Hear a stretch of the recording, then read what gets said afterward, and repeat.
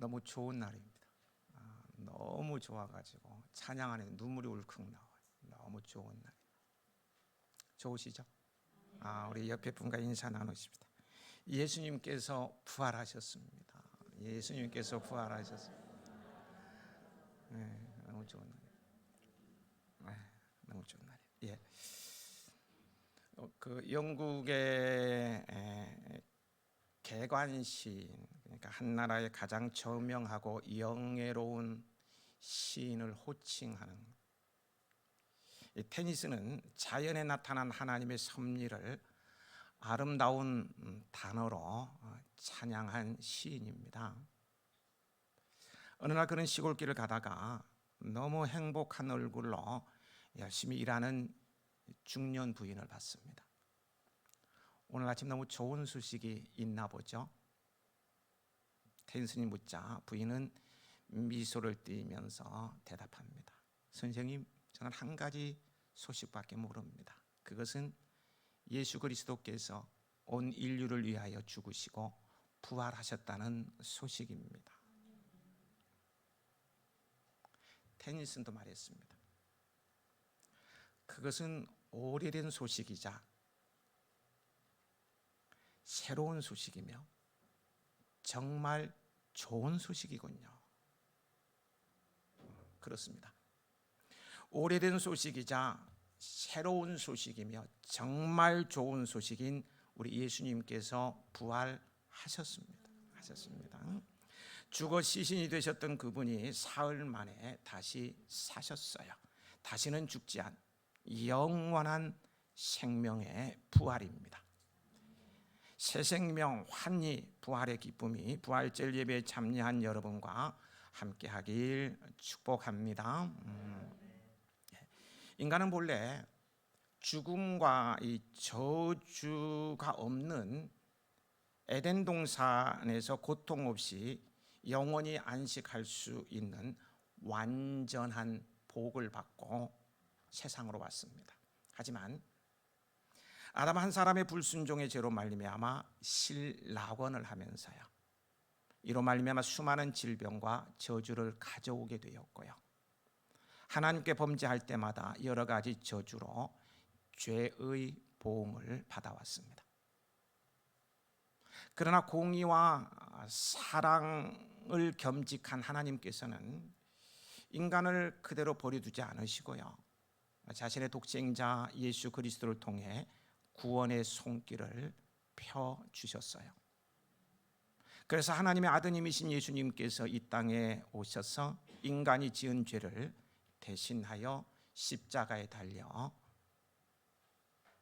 달리셨어요. 그리고 그 십자가상에서요 6시간 동안 7마디의 말을 남기시면서 피 한 방울 남김없이 다 쏟아내시고는 죽으셨습니다. 숨지셨어요.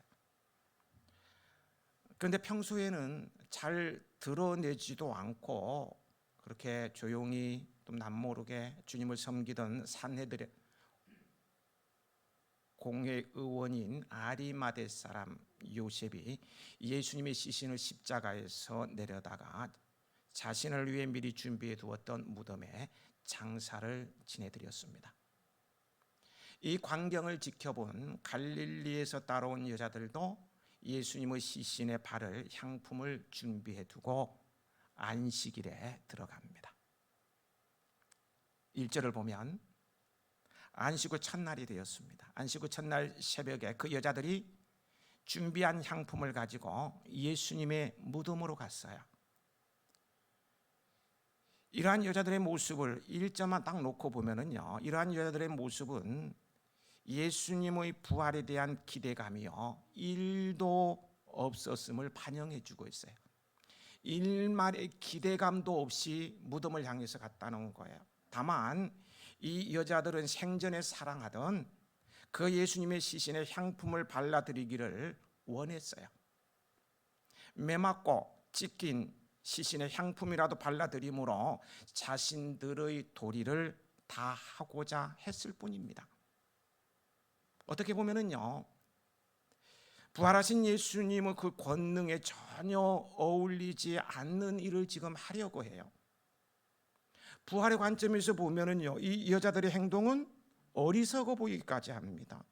지금 부활의 아침이잖아요. 그러면 부활의 그 영광스러운 아침에 예수님께 축하의 꽃다발이나 승리의 깃발을 들고 나와서 열렬하게 흔들면서 환영하고 축하하고 그래야 하지 않겠습니까? 그래야 할 것 같은데요. 어떻게 시신의 발을 향품이나 가지고 나온단 말입니까? 다시 죽으라는 거예요? 왜 이러는지 모르겠어요. 하지만 결과는 무엇입니까? 그로 인해 책망을 듣고 머쓱해졌습니까? 아니죠. 그들은 부활의 소식을 가장 먼저 들은 첫 목격자가 되었어요. 그들은 빈 무덤을 가장 먼저 발견했다고요. 그들은 예수님의 부활 소식을 가장 먼저 들었고 그 사실을 세상에 알렸어요. 지금 우리가 듣고 있는 부활의 소식도 바로 이 여자들에게서 비롯된 것 아시죠? 그녀들은 인류 역사에 있어서 가장 큰 기적, 이보다 더 큰 기적은 앞으로도 일어나지 않습니다. 가장 큰 기적의 목격자요 증인이 되는 행운을 누렸습니다. 부활을 인정하지 않고요, 그 시신에 향품이나 발라드리러 갔던 믿음도 영 빵점인 것 같은 이들이 인류 역사상 가장 큰 기적의 목격자요 증인이 되었다는 거예요. 왜 예수님께서는 이 여자들을 부활의 목격자 증인으로 삼으셨을까요? 부활도 인정하지 않는 좀 어리석은 것 같기도 한데요. 왜 그랬을까요? 예. 이들에게는요, 비록 지식은 없었고 바로 앞을 내다볼 수 있는 어떤 예지력도 부족했지만요. 그런 부족했는지 모르지만요. 무엇보다도 예수님에 대한 사랑이 식지 않았기 때문입니다. 너무너무 예수님을 사랑했어요. 그들이 무덤을 찾을 때를 보십시오. 예수님께서 죽으시고 장사 지낸 지 이틀이 지나서 3일째 되는 날이에요. 예수님의 죽으심이 완전히 확정된 때입니다. 완전 죽었어요. 살아날 가능성이 전혀 없을 때, 벌써 냄새가 나고 마르기 시작한 때. 죽음이 우리에게 주는 것이 무엇입니까? 모든 것의 끝을 의미합니다. 절망과 허망함을 말해요. 죽은 영웅이 상계보다 못하다, 이런 말이 있잖아요. 왜 죽은 영웅이 상계만도 못하다고 합니까? 아무리 대단한 영웅이라 할지라도 죽으면 왜 개만도 못하다고 하느냐는 거예요. 왜 그래요? 더 이상 가능성과 희망이 없기 때문입니다. 그래서요, 예수님의 제자들조차 예수님을 찾지 않았어요. 찾을 이유가 없었어요. 죽었는데 왜 가? 갈 이유가 없었어요. 그런데 이 여자들은 그 절망의 끝에서 예수님을 찾은 것입니다.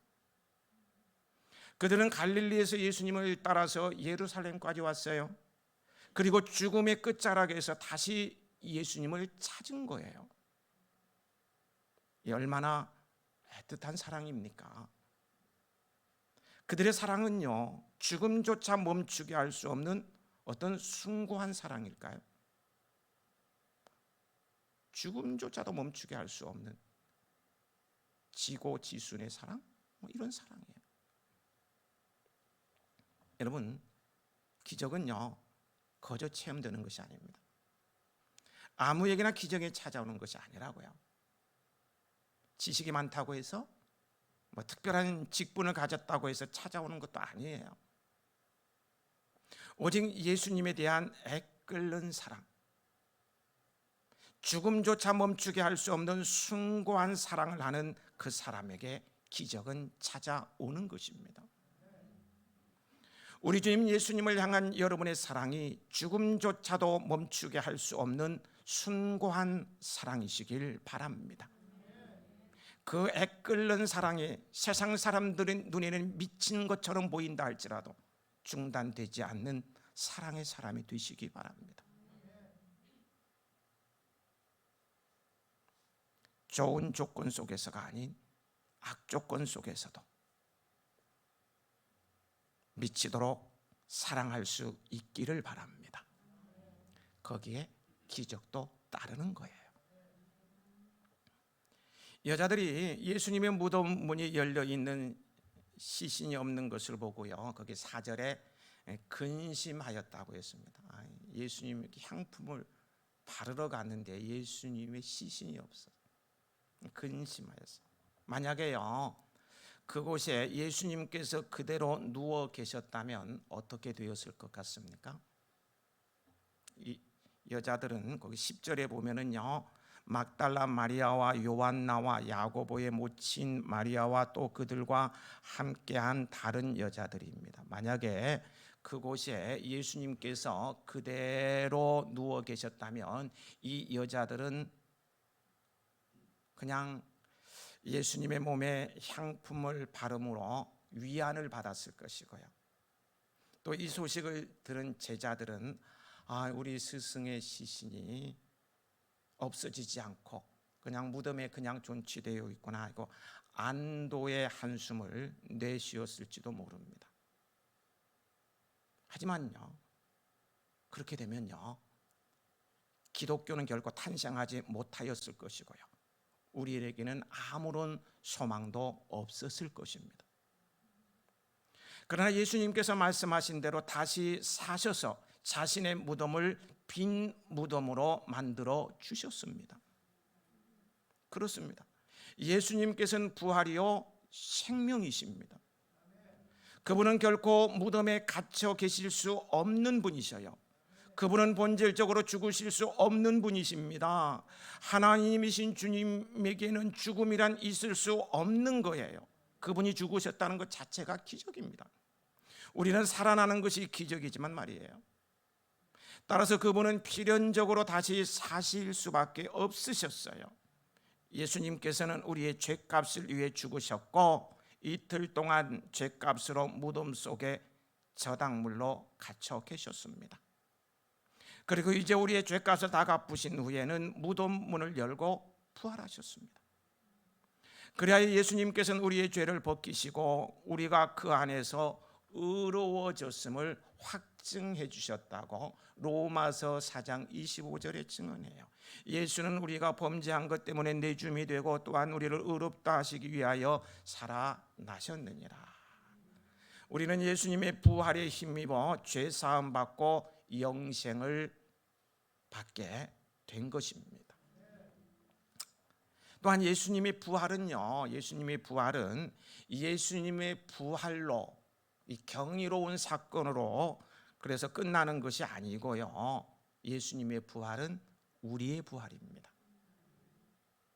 예수님을 믿음으로 우리의 죽었던 영이 살아났고요, 우리는 살아났어요. 우리의 영은 살아났고요, 장차는 우리의 몸도 다시 살게 될 것입니다. 바울은 고린도전서 15장 20절에 했어요. 이제 그리스도께서 죽은 자 가운데서 다시 살아나사 잠자는 자들의 첫 열매가 되셨도다 라고 하였어요. 첫 열매가 있다는 것은 둘째, 셋째, 넷째, 다섯째, 그만할 때까지 여섯째, 일곱째, 계속 있다는 말입니다. 계속 있다는 말이에요. 그러므로 예수 그리스도 안에 있는 우리는 그리스도를 본받아 그분의 뒤를 이어 부활하게 되는 것입니다. 부활하게 되는 거예요. 한편요, 우리가 지키고 있는 부활절은 AD, 그러니까 주후, 주님 오신 후 325년 니케아 회의에서 결정된 것입니다. 춘분 아시죠? 얼마 전에 춘분 지났는가요? 예. 춘분 후에 첫 번째 보름달이 뜬 뒤 다가오는 첫 주일로 하자, 이렇게 결의함에 따라서요 지키는 기독교 역사적 전통으로요 매해 이 날을 지키고 있습니다. 그래서 해마다 부활주일이 다릅니다. 일부 이단들은요, 성경에 예수님 탄생일과 부활일이 어디에 있느냐, 어디에 기록되어 있느냐, 태양신을 숭배하는 숭배일을 부활절로 둔갑시킨 것이다, 뭐 등등 그들만의 논리를 가지고요 주장하며 막 공격해 옵니다만, 그것은 그들의 단세포적인 주장일 뿐이고요, 생일을 모른다고 해서 태어나지 않고 죽은 날을 모른다고 해서 죽지 않은 것입니까? 예수 그리스도께서 이 땅에 오신 이유와 부활의 의미는요, 온 인류에게 있어서 최고의 복음입니다. 최고의 복음이기 때문에 한 날을 정하셔서 예수님이 오신 것을 기념하는 거예요. 그리고 또 한 날을 정해서 예수님의 부활을 기념하면서요, 그 의미를 되새기며 감격하는 것입니다. 그래서요, 이렇게 날을 정하여 그 의미를 그리는 것은 온당한 것입니다. 온당한 거예요. 신학자 칼바르트는 말하기를 부활절과 성탄절의 설교는 짧으면 짧을수록 좋다. 왜냐하면 너무나도 확실한 역사이기 때문이다 라고 했습니다. 이와 같이 예수님의 부활은요, 부정할 수 없는 진리요 사실인 것을 믿어야 합니다. 누가복음 처음 시작할 때 누가는 사실을 기초해서 누가복음을 기록했다고 말씀을 했고요, 그때 모든 것은 진리일 수밖에 없고 사실일 수밖에 없다는 말씀을 제가 역사적인 책들을 통해서 이렇게 증명이라 그럴까요? 설명해 드렸습니다. 사실인 걸 믿어야 합니다. 예수님의 부활은요, 기독교인들을 위로해 주기 위해 만든 어떤 종교적 사상이 아닙니다. 어떤 종교적 개념이나 신화가 아니에요.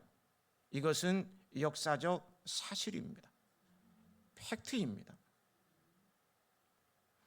4절 후반부에 보면 여자들이 예수님의 시신이 없는 것을 보고 근심하고 있을 때요, 찬란한 옷을 입은 두 사람이 나타나죠. 이들은 천사입니다. 이 두 천사는 예수님을 위해 희생할 줄 아는 죽음조차 멈추게 할 수 없는 숭고한 사랑과 참으로 아름다운 믿음을 지닌 이 여자들에게 예수님의 부활의 소식을 알려줍니다. 5절 6절입니다. 함께 읽어 보시겠습니다. 여자들이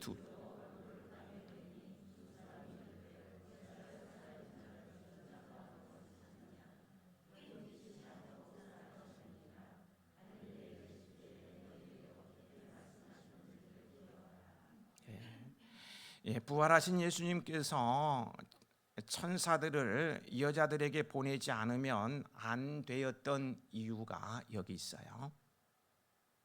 예수님께서는 무덤에 계실 수 있는 분이 아니시기 때문입니다. 이 사실을 알려주기 위해서 천사들을 보냈다는 거예요. 여러분, 우리 예수님은요, 안 계신 곳이 없는 무소부재의 하나님이신 것 아시죠? 예. 그분은 승천하시면서요, 볼지어다 내가 세상 끝날까지 너희와 항상 함께 있으리라, 이렇게 말씀하셨어요. 그리고 말씀하신 대로 어디서든 우리와 함께 하십니다. 내가 어떤 상황에 처했든지, 빈털터리가 되고 아프고 실패하고 나이 들어 몸 거동을 잘 못하고 또 망신살을 떨치는 상황이 있다 할지라도 그런 나와 함께 계십니다. 계셔요. 그러나 예수님은 딱 한 곳, 자신이 묻히셨던 무덤의 만큼은 안 계셨습니다. 그리고 안 계셔요. 이 여자들만 예수님의 무덤을 찾은 것이 아닙니다. 베드로도 예수님의 무덤을 찾았고요, 다른 공간 복음을 보면 요한도 예수님의 무덤을 찾아갔습니다. 그러나 예수님을 만나지 못했어요. 예수님 안 계셨어요. 이것은 무엇을 말해주는 것입니까? 바로 우리 예수님은 무덤과 상관없으심을 말해주는 거예요. 무덤에 예수님을 가두어 두지 못함을 상징적으로 보여주는 거예요. 그렇습니다. 여러분, 우리 기독교는요, 예수님의 시체나 붙잡고 거기에 연연하는 종교가 아닙니다. 시신의 향유나 바르면서요, 지난 일을 회고하고 울고 불고 하면서 아픔을 달래는 그런 종교가 아니라는 말씀이에요. 이것이 기독교와 일반 다른 종교의 차이입니다. 오늘날 우리의 장묘 문화를 보십시오. 지금은 의식이 많이 바뀌고 있습니다. 그래서 화장률이 거의 70% 된다고 할 정도로 화장도 많이 하곤 합니다만, 그래도요, 지금도까지도요, 가진 자들, 높으신 관직에 계신 분들, 말도 잘 안 되네. 높은 관직에 계신 분들, 돈이 어마어마하게 많으신 재벌 아저씨들, 이분들은 묘를 웅장하고 화려하게 꾸미는 것 보셨죠? 그렇다고. 지금은 또 그래요. 근데요, 이렇게 묘를 웅장하고 화려하게 꾸미는 것은 어디에서 왔는지 아십니까? 잘못된 종교에서 왔어요. 생명이 없는 종교에서 온 것들입니다. 죽음을 이길 수 없다 보니까 죽음을 중요시합니다. 죽음을 이길 수 없다 보니까 무덤을 중시해요.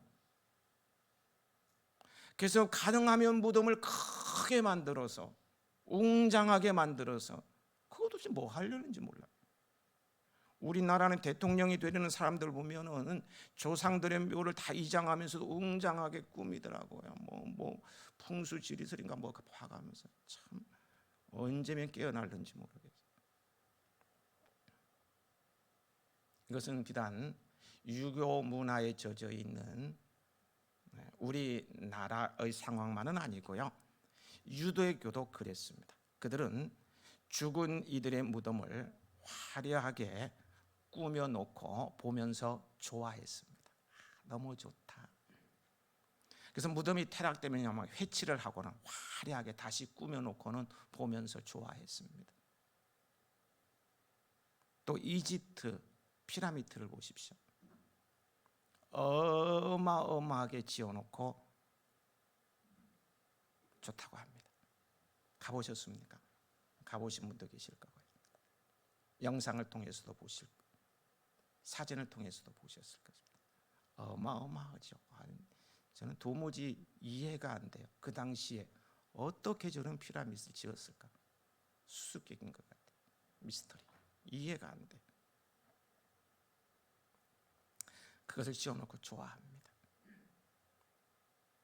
더욱 한심한 것은요, 그것을 보고 다들 위대하다고 하는 것입니다. 피라미드도 위대하다 그래요. 사람이 죽어 묻힐 무덤 하나 만들기 위해서요, 얼마나 공을 들였는지 모릅니다. 그 비용과 어떤 기술력과 노동력을 백성들을 위해서 썼다면요, 당시 백성들의 삶의 질이요 완전히 달라졌을 것입니다. 그렇게 만든, 어마어마하게 만든 피라미드 보고 그들은요 좋아합니다. 위대하다 그럽니다. 여러분, 그게 위대한 것입니까? 사람 하나 죽어서 묻힐 무덤을 그렇게 지어놓고 그게 위대하다고, 그게 위대한 거냐고요. 그것은요 생명 없음에 대한 반증일 뿐입니다. 여러분, 정말 위대한 것은요 이들 무덤이 아닙니다. 무덤을 필요로 하지 않는 기독교의 부활신앙과 그 능력입니다. 이게 위대한 거 아닙니까? 죽음의 권세를 정복하신 예수 그리스도의 부활입니다. 이게 위대한 거 아니냐고요. 성도들은 묘자리에 신경 쓸 필요가 있을까요? 저는 그런 분을 좀 만나봤는데 정말 가슴이 아파. 1부, 2부 때는 적나라하게 얘기해서 3부 때는 얘기 안 하고 그냥 넘어가려고 그럽니다.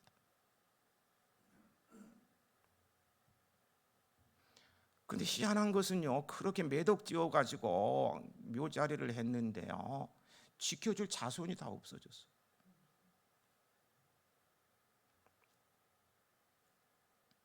차라리 우리는 시신을 기증하면 어떨까요?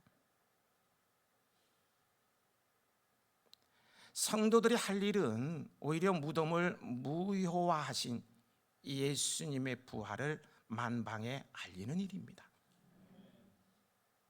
무덤 따위에 연연할 것이 아니라 예수님을 믿고 영원한 생명을 가지도록 복음을 전하는 사명자로 우리는 살아가야 하는 거예요. 그런 저와 여러분이 되시길 축복합니다. 본문을 다시 보면은요, 본문만을 보면은 부활 직후 예수님의 행적이 묘연합니다. 그죠? 무덤에 찾아간 여자들에게 나타나지 않으셨어요? 그렇다고 제자들에게도 나타나지 않으셨습니다.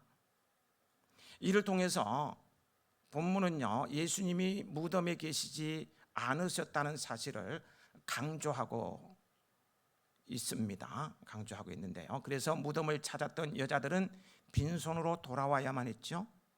이 소식을 듣고 거기 보면 한 걸음에 달려간 베드로도 예수님을 만나지 못하고 허탕만을 친 채 돌아왔어요. 이것은요, 단순히 예수님이 부활 시에 있었던 사실을 전달하는 내용이 아닙니다. 우리 기독교가요, 얼마나 무덤과 죽음에 대해 반대의 성격을 강하게 띠고 있는가를 여실히 보여주는 거예요. 어떤 사람도요, 무덤을 향해 있지 아니한 존재는 없습니다. 우리가 열심히 세상을 살아간다는 것은 그만큼 무덤을 향해 열심히 달려간다는 말이 되기도 합니다. 전부 무덤을 향해 서 있다는 거예요. 그리고 무덤을 향해서 걸어간다는 거예요. 열심히 달리지만 그 종착역은 무덤이라는 거예요. 그래서 인생은 불행합니다. 열심히 살아도 결국은 무덤을 향해 가기 때문에 불행할 수밖에 없는 거예요. 그러나 기독교는 그 반대의 상황을 이야기합니다. 무덤으로 향했다가 거기에서 달려 나오는 상황을 이야기해요.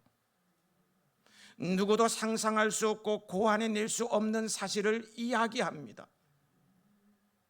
누가 감히 무덤에서 나오는 것을 생각해 냈겠습니까?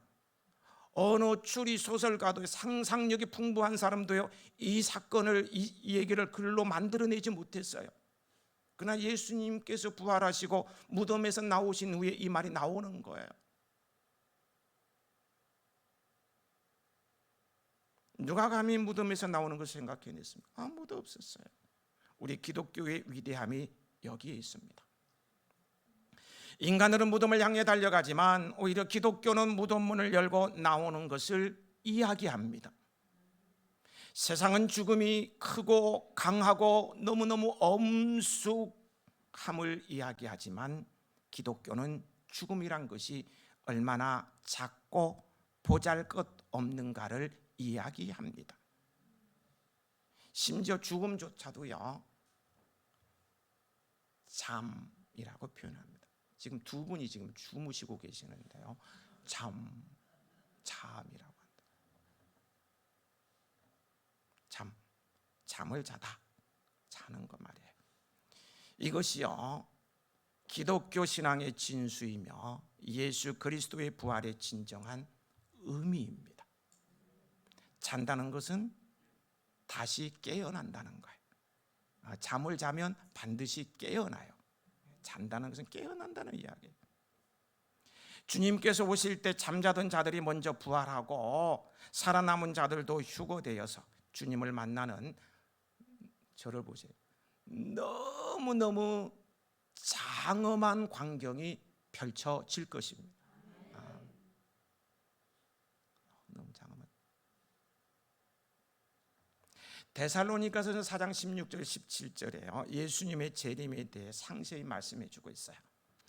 주께서 호령과 천사장의 소리와 하나님의 나팔 소리로 진히 하늘로부터 강림하시리니 그리스도 안에서 죽은 자들이 먼저 일어나고 그 후에 우리 살아남은 자들도 그들과 함께 구름 속으로 끌어올려 공중에서 주를 영접하게 하시리니 그리하여 우리가 항상 주와 함께 있으리라. 여기서 구름 속으로 이제 공중으로 끌어올려진다는 말을 두 글자로 휴거라고 합니다. 휴거의 원어의 뜻은요, 낚아채다, 억지로 끌고 가다, 빼앗다 등의 의미를 지니고 있습니다. 이러한 의미처럼요, 예수님의 재림의 때에 아직 살아남은 성도들은요, 죽은 성도들과 함께 구름 속으로 휩쓸려 올라가거나 낚아채어져 올라갈 것입니다. 어느 날 갑자기 낚아채어서 올라가 버리는 거예요. 그리고 공중에서 우리 예수님을 영접하게 될 것입니다. 그리고 예수님과 영원히 함께 하게 되는 거예요. 저는 예전에는요 50대까지만 해도 이런 설교를 하거나 이런 말씀을 묵상하면서도요 그냥 덤덤했는데요 60이 넘으니까 이런 말씀 묵상하거나 설교하려면은 마음에 팍팍팍팍 와다. 나이 들었다는 증거인 것 같습니다. 너무 마음이 아파요. 이러한 주 재림의 날을 기다리는 우리는요 어떻게 해야 합니까? 주님 빨리 오셨으면 좋겠다 이런 생각을 하게 되기도 하는데 저는 그런데요 빨리 왔으면 좋겠다 이런 생각을 하게 되는데요 주님의 재림의 날을 기다리는 우리는 어떻게 해야 하느냐는 거예요. 시한부 종말론자들처럼 하던 일을 다 팽개치고요 재산도 다 정리하고요 공부도 좀 중단하고 직장도 사직서 써 던지고 교회당에 모여서 흰 세마포를 입고 예배하면서 기다려야 하는가요? 아니면 산속으로 들어가서 집단 생활을 하면서 기다리면 되겠습니까? 이는 미혹의 영에 사로잡힌 자들이 해대는 부질없고 어리석고 망할 짓거리입니다. 그냥 지금까지 해오듯이 주어진 삶의 현장에서 주신 사명 잘 감당하며 열심히 살다 보면 주님 오시는 날 저절로 들림을 받게 되는 거예요. 이게 성경이 가르쳐주는 진리입니다. 영원히 변하지 않는 진리. 저절로 들림을 받게 돼요. 나도 모르는 사이에 올라가 버려. 여기 흙과 모래와 쇠조각이 있어. 막 섞여져 있어. 어느 게 육안으로 봤을 때는 어느 게 흙인지 쇠조각인지 모래인지 구분이 잘 안 돼. 근데 여기서 쇠조각을 금방 구별해내는 방법 아시죠? 네, 아실 거예요.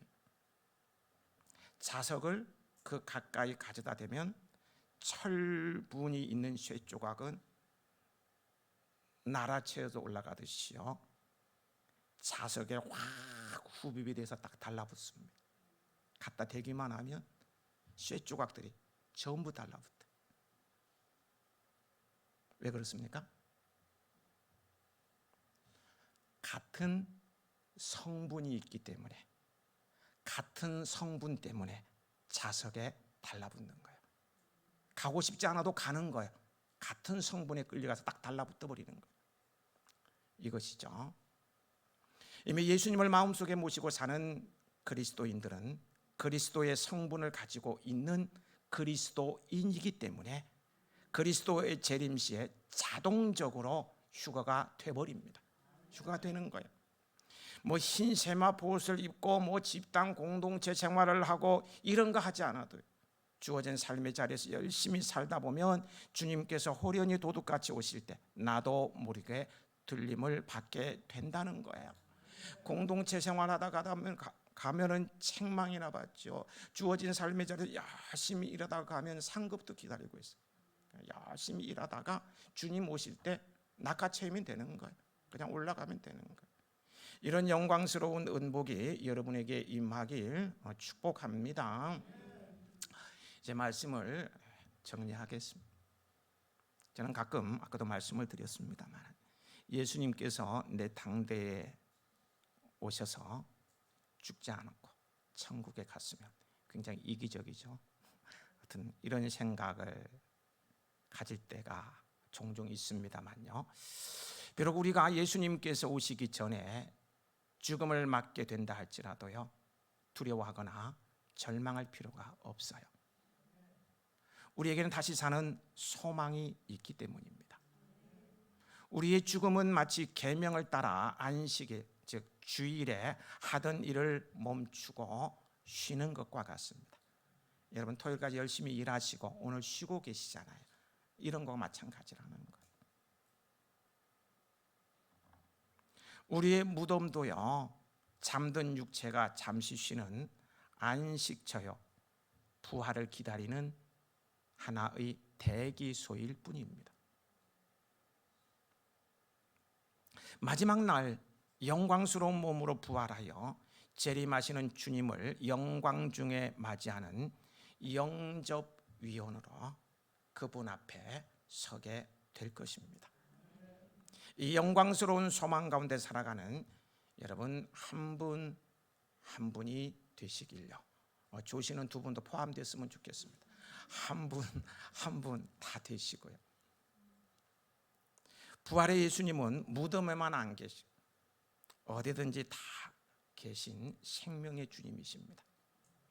무덤만 빼고 어디든 다 계실 뿐만 아니라 더 중요한 사실, 성도된 우리와 함께 하신다는 거예요. 이 시간 이후 여러분들은 무덤을 향해 달려가는 존재가 아니라 무덤의 문을 박차고 나오는 부활의 신앙, 무덤을 빼고 어디든 다 계신 우리 예수님과 함께 영생을 얻은 자의 삶을 살아가시길 축복합니다. 아버지 하나님,